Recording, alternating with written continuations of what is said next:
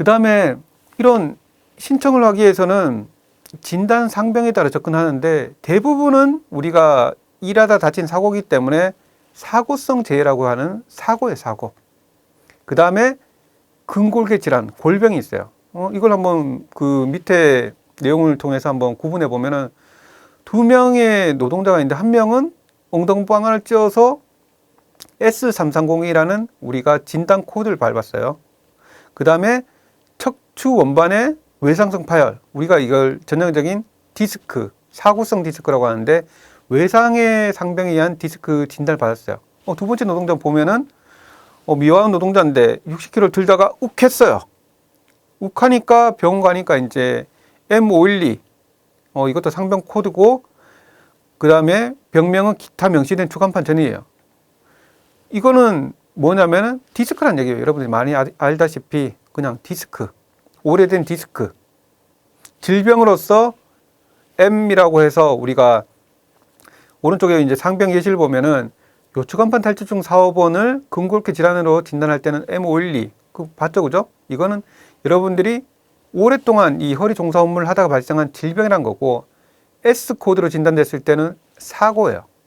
밑에 보면은 무릎, 그죠? 그 다음에 또 슬관절, 그 다음 어깨, 회전근개 파열, 회전근개 손상, 회전근개도 보면은 많이 걸리죠. M751은 일반적으로 근골계 질환, 사고성 질환은 S4600. 그래서 여러분들이 M으로 통상적으로 진단이 될 때는 이게 어떤 사고가 있어도, 그죠? 욱하는 사고가 있어도 이것은 내가 오랫동안 이 업무를 하다가 발생한 근골계 질병이다. 그래서 근골계 질병으로 산재 신청을 해야겠다. 이 정도의 생각만 가지면 돼요. 이 정도. 그 다음에 사고성 손상이라고 하면은 S 코드고 선생님이 정확히 봐줬다고 하면은 이 사고 경위만 정확하게 증명하면 되는구나라는 생각을 가지시면 돼요. M 코드에 뭐 M512를 외우고 이럴 필요는 전혀 없어요. 그래서 내가 욱하는 사고가 있다고 하더라도 이것이 나중에 병원 가서 진단을 받았을 때 근골계 질환으로 진단되는 건지 사고성 질환으로 진단된 건지만 명확하게 아시면 돼요. 그리고 물어보세요, 의사 선생님한테. 선생님, 제 질병이 뭡니까? 제 질병이 사고 때문에 생긴 겁니까? 아니면 질환성입니까? 라고 물어보시고 나중에 노동조합 찾아와서 이제 준비를 하면 되는 거죠. 그래서 사고가 났다고 하면은 사고 경위에 대한 증명이 핵심이에요. 그래서 제가 앞서서 얘기 드렸듯이 사고 경위를 제일 잘 증명하는 게 뭐예요? 식구들한테 카톡 보내는 거, 사진 찍는 거, CCTV 촬영하는 거. 너무 늦죠? 내가 막 출퇴근하는데 아무도 목격자가 없었어요. 신길역 5번 출구 5번째 계단에서 난 분명히 12시 22분에 넘어졌는데 그걸 본 사람이 없어요, 출근길에. 그럼 어떻게 해요, 여러분들? 그죠? 그때 제가 다시금 얘기 드렸듯이 사고 이후에 병원에 일찍 가는 게 제일 중요해요. 최소한 7일 이내. 그래서 7일 이내 가서 가급적이면은 선생님 저는 그때 출근하다가 신길역에서 넘어졌어요 라고 정도만 얘기해 두시면은 기본적으로 산재가 될 수 있어요. 그래서 의무기록지에 사고 경위가 기재되는 것이 굉장히 중요하다. 이 생각만 가지시면 돼요. 뭐 목격자가 있어야지, 진술서 만들어야지. 그런 것들은 있으면 좋죠. 있으면, 그죠? 그래서 사고 경위를 일시, 장소, 부위를 특정하면 좋은데 특정이 안 되면 어쨌든지 빨리 병원에 가서 얘기하는 게 제일 중요하다라고 보시면 돼요. 그래서 예전에 제가 했던 사건 중에 이분이 그 서비스 노동자인데 막 물걸레질을 하다 넘어졌어요. 넘어졌는데 병원 갔는데 응급실 갔는데 나중에 이제 외상성 디스크, 아까 얘기했던 외상성 디스크로 산재 신청을 했어요. 진단돼서. 근데 산재가 안 됐어요. 이분이 왜 안 됐냐면은 아무도 목격자가 없다라고 해가지고 사고 경위가 신빙성이 없다라고 했었어요. 그래서 제가 그 사건을 이제 불승인된 사건을 이제 그 담당하는 심사위원회 위원으로 이제 제가 들어갔었는데 그때 제가 의무기록지 다 뒤져보니까 딱 한마디가 있었어요. 딱 한마디 병원 기록지에, 응급실 기록지에 슬립 다운, 넘어졌다. 그 넘어진 기록만 있었던 거예요. 딱 그 두 단어 때문에 이분은 산재가 됐어요.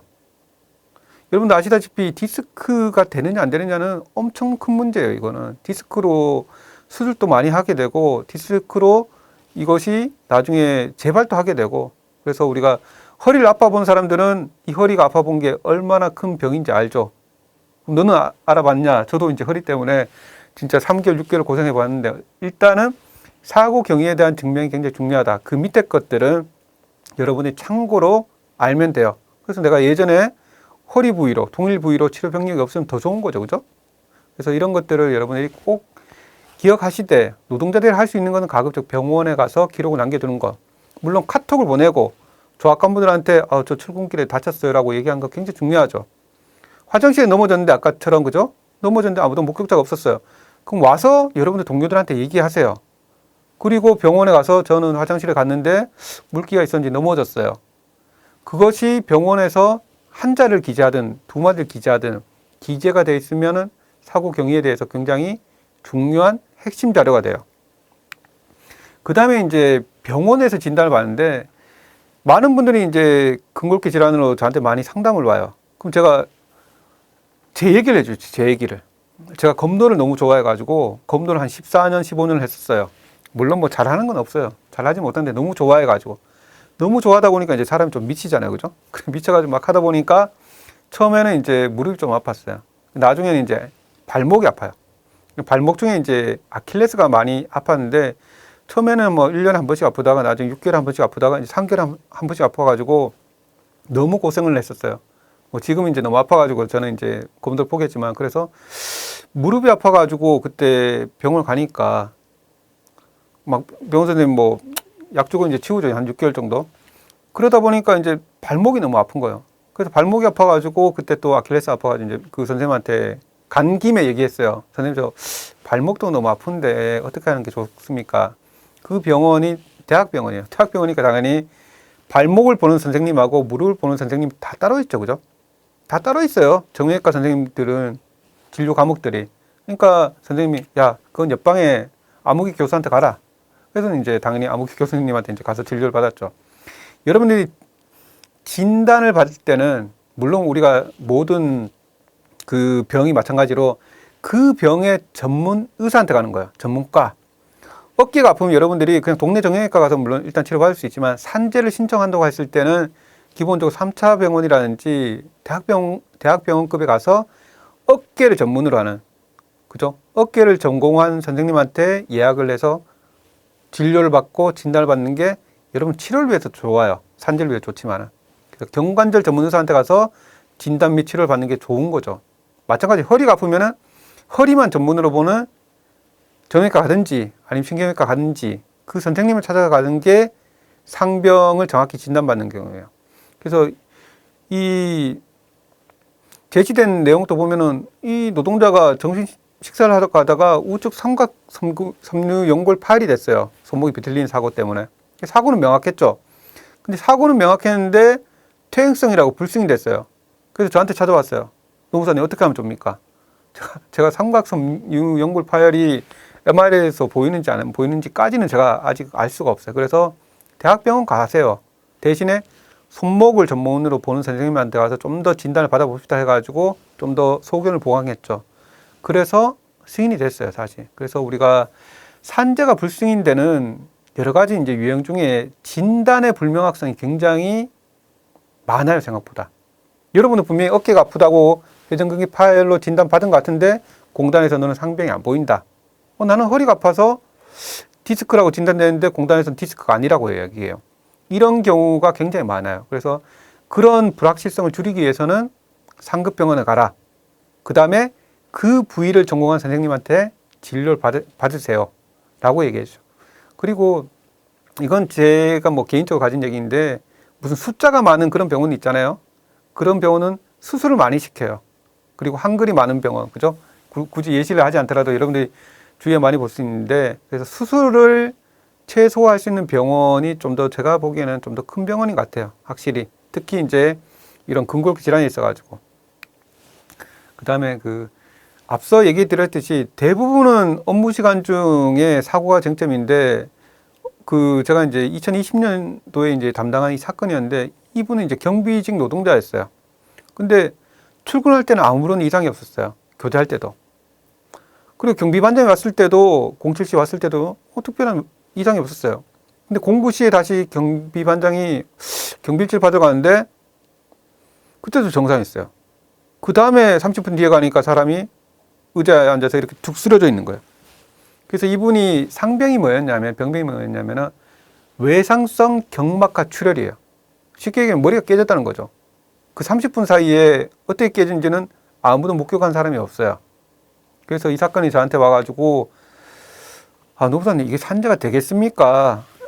라고 이제 묻더라고요.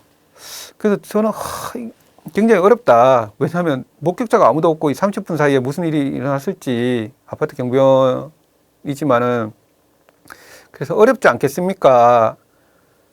그치만 어쨌든지 근무 중에 일어날 수 있는 가능성을 한번 찾아봅시다 해서 열심히 찾아봤어요. 그러니까 여러분들이 흔히 볼 수 있는 아파트예요, 아파트.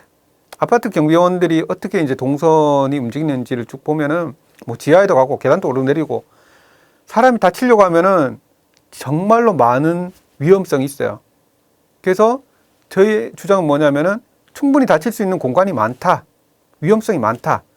그다음 또 하나는 뭐냐면은 우리가 2018년도에 이 노동부에서 어떤 원칙을 정했는데 고의자행이 범죄 행위에 해당되지 않는다면 쓰러진 원인과 관계없이 기본적으로 산재를 해주는 게 맞다.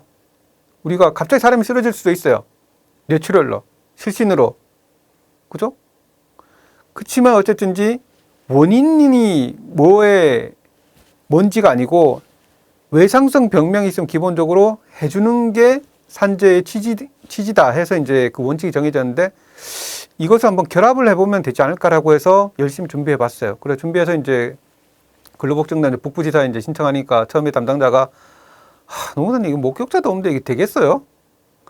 그런데 나중에 이제 자기들이 이제 꼼꼼하게 검토해보고 뭐 자문도 받아보고 제 논리도 이제 다시금 보니까 이거는 결국 외상성으로 해줄 수밖에 없다라고 해서 나중에 산재 승인을 받았어요.